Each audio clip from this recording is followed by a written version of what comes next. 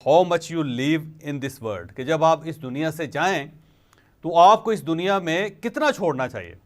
क्योंकि बहुत बड़ा सवाल ये होता है कि हम सब कुछ अपने बच्चों के लिए कर रहे हैं, तो हमें अपने बच्चों के लिए कितना ही छोड़ना चाहिए।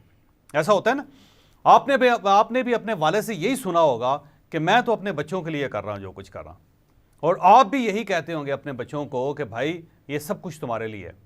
मैं जो कुछ कर रहा हूं, मैं दिन को कर रहा हूं, रात को कर रहा हूं, ये जो मेहनत कर रहा हूं, ये मजदूरी कर रहा हूं, ये जो प्रॉपर्टी बना रहा हूं, ये जो पैसे बचा रहा हूं, ये जो आप सबकी हिफाजत कर रहा हूं, ये जो घर बना रहा हूं, ये जो गाड़ियां खरीद रहा हूं, सब बेटा आपके लिए। ऐसे ही है ना, तो आप भी यही कहते होंगे और कल आपके बच्चे भी अपने बच्चों को यही कहेंगे। और ये जो सिलसिला है ये अरबों साल से चल रहा है। जब से वालिदैन दुनिया में हैं उस वक्त से वो यही कह रहे हैं अपने बच्चों को कि भाई साहब मैं जो कुछ कर रहा हूं बेटा तुम्हारे लिए कर रहा हूं, और मेरा कौन है दुनिया में कि सब कुछ तो मैंने तुम्हारे लिए छोड़ के जाना है।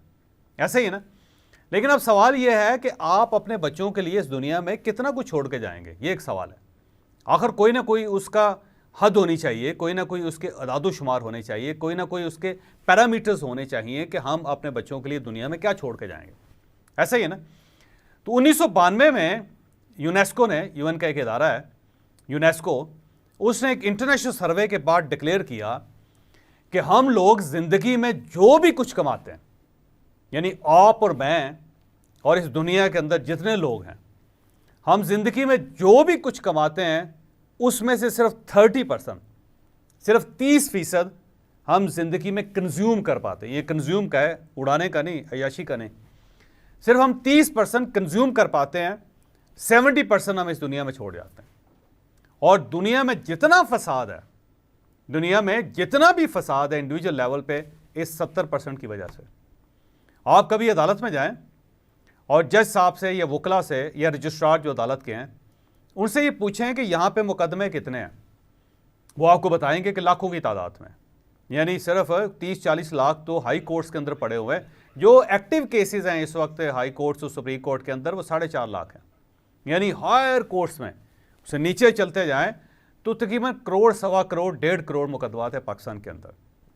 और जब आप उनके अदादोशुमार बनाएंगे, उनकी लिस्टिंग करेंगे, तो आपको पता चलेगा कि 80% जो मुकदमात हैं उनका ताल्लुक दौलत के साथ है, पैसों के साथ, प्रॉपर्टी के साथ। लोग प्रॉपर्टी के लिए लड़ रहे हैं, लोग दौलत के लिए लड़ रहे हैं, लोग ज़मीनों के लिए लड़ रहे हैं, लोग मकानों के लिए लड़ रहे हैं, और पूरी पूरी जनरेशंस, पूरी पूरी नस्लें इन मुकदमात में खप जाते हैं। लिहाजा अगर हम अपनी ज़िंदगी के मुकदमात को देखें, कॉन्फ्लिक्ट्स को देखें, तो उसमें से 80% जो कॉन्फ्लिक्ट्स हैं उनका ताल्लुक उस पैसे के साथ, ज़मीन जायदाद के साथ है जो लोग इस दुनिया में छोड़ जाते हैं। अब ये छोड़ी हुई चीज़ जो है इस पे लोग लड़ते हैं। मसलन फ़र्ज़ कर लें कि आप 1 करोड़ रुपया या आप 1 करोड़ रुपये, 1 करोड़ रुपये कर लेते हैं। फ़र्ज़ करें आप 1 अरब रुपया अपनी फैमिली के लिए छोड़ जाते हैं। अब आपके 6 बच्चे हैं या 4 बच्चे हैं, 4 बच्चे कर लेते हैं। अब होना तो ये चाहिए कि चारों बच्चों के अंदर 25-25 करोड़ रुपए तकसीम हो जाए और उसके बाद मामला सेटल हो जाए, लेकिन ऐसा नहीं होगा। जो सबसे बड़ा बच्चा होगा वो क्लेम करेगा कि वालिद के साथ मैंने बड़ा काम किया था और अब्बू जो कुछ छोड़ के गए हैं उसमें तो मेरा बड़ा ज़्यादा हिस्सा है, क्योंकि दुकान पे मैं बैठता रहा, फैक्ट्री मैं जाता रहा, ये जो जितनी इन्वेस्टमेंट्स हैं ये मैंने की, अब्बू के साथ तो मैं काम करता रहा। और ये सब लोग तो एक कॉलेज में पढ़ रहा था, एक यूनिवर्सिटी में पढ़ रहा था और एक गलियों में धक्के खा रहा था या अय्याशी कर रहा था या गाड़ियाँ मार रहा था, ये गाड़ियाँ चला रहा था, इसने तो कुछ काम किया ही नहीं। अब मैं इस नखट्टू को 25 करोड़ रुपए क्यों दूँ? और जो दूसरे जो उस वक्त स्टूडेंट्स थे जब मैं वालिद के साथ काम कर रहा था तो मैं उनको पैसे क्यों दूँ? तो पहला क्लेम जो होगा बड़े भाई की तरफ से होगा कि भाई मेरा हिस्सा ज़्यादा बनता है। और बाकी जो दूसरे भाई होंगे वो कहेंगे जी देखें ये अगर वालिद के साथ रहा था तो ये तनख्वाह भी तो लेता रहा ना, ये अबू से पैसे खींचता रहा, फैक्ट्री से पैसे निकालता रहा, इसने अपना घर बना लिया, अपनी गाड़ी ले ली, ये जो हर साल बाहर चला जाता था घूमने फिरने के लिए, तो ये पैसे कहाँ से आए? ये भी तो अबू के पैसे इसने इस्तेमाल किए। हमें तो सिर्फ पॉकेट मनी मिलती थी और ये जितने चाहे पैसे निकाल लेता था, तो लिहाजा इसका हिस्सा तो ख़त्म हो चुका है। अब दूसरों की तरफ से ये एतराज़ किया जाएगा। और जो चौथा होगा वो कहेगा जी मैं तो लाडला था, मेरे वालिद ने मुझे खुद कहा था कि बेटा काम करने की कोई ज़रूरत नहीं है, सब कुछ तुम्हारा है। क्योंकि मुझे तो रोज़ वो कहते थे कि बेटा तुम्हारा, ये ऊपर 3 नालायक बैठे हुए हैं। तो उसके बाद क्या होगा? उसके बाद ये होगा कि वो लड़ाई शुरू हो जाएगी ख़ानदान में, और जिसके पास जितनी प्रॉपर्टी होगी वो लड़ भड़ के वो उसके ऊपर कब्जा कर लेगा, और उसके बाद बाकी ज़िंदगी ये चारों भाई या चारों फैमिली मेम्बर्स क्या करेंगे, ये कोर्ट्स के अंदर होंगे। इनकी जब भी मुलाकात होगी एक दूसरे के साथ अदालत के अंदर होगी, ऐसे ही ना।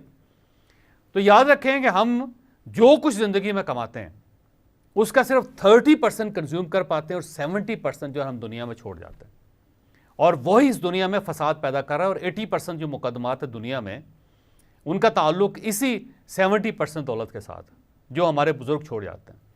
लोग ज़मीनों के लिए एक दूसरे को मारते हैं, कत्ल कर देते हैं, लोगों को अगवा कर लेते हैं, पूरी ज़िंदगी झगड़ते रहते हैं, कोर्ट्स के अंदर उनके मुकदमे चलते रहते हैं, कोर्ट कचहरी में ज़िंदगी गुजरती है उनकी। ऐसे ही होता है ना।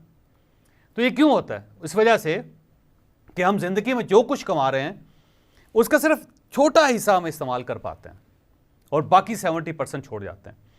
जब मैंने ये स्टडी पढ़ी थी तो उस वक्त मैंने ये फैसला किया था कि मैं कम से कम वो बंदा होऊंगा जो 70% कंज्यूम करेगा और सिर्फ 30% छोड़ के जाएगा। यानी आप सिर्फ उसको उलट कर लें कि 70% अमाउंट आपने खर्च करने हैं, उसे इस्तेमाल करना है, और 30% सिर्फ आपने अपने बच्चों के लिए या फैमिली के लिए छोड़ के जाने हैं। अब आप ये कह सकते हैं जी बड़े ज़ालिम आदमी हैं, आप बच्चों को थोड़ी सी रकम दे के जा रहे हैं। भाई बच्चे कमाए ना ज़िंदगी में। अगर बच्चा कमा नहीं सकता तो फिर उसके लिए दौलत छोड़ना बहुत बड़ा अजाब है। फिर तो वो साल के अंदर दौलत भी ख़त्म कर लेगा और अपने आप को भी बर्बाद कर लेगा। जी अस्सलाम वालेकुम। आपने अभी ये क्लिप देखा, ये जो क्लिप है हमारा एक कोर्स था मनी मैनेजमेंट का, उस कोर्स का हिस्सा है। वहाँ से हमने उठा के आपके सामने रखा है। आप ये पूरा कोर्स भी ले सकते हैं हमसे। नंबर आपकी स्क्रीन पे आ गए हैं, यहाँ पे रब्ता करें और ये पूरा कोर्स हासिल करें। मेरा ख्याल है अगर ये पूरा कोर्स आप हासिल कर लेंगे तो मनी मैनेजमेंट का इशू कम से कम आपकी ज़िंदगी से वो ख़त्म ज़रूर हो जाएगा। आपके पास जितने पैसे हैं उनमें आप एक खुशहाल ज़िंदगी गुजार सकें।